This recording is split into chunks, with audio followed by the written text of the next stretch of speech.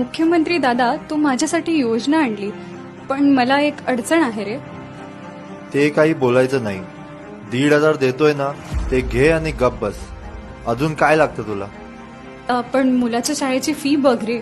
नवरा माझा ऑटो चालवतो. डिझेलचे भाव बघ. शाळेतील शिक्षणाचे भाव बघ.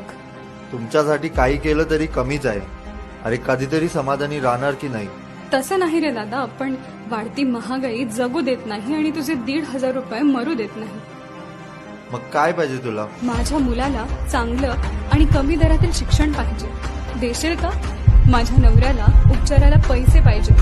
देशील का? माझा भाऊ आज रोजगारासाठी वणवण मुंबई पुण्याला फिरत आहे, त्याला काम देशील का? हे सगळं दे, मग तुझे 1,500 मला ओवाळणीसारखे वाटतील. अन्यथा ती फक्त माझ्यासाठी एक भीक असेल.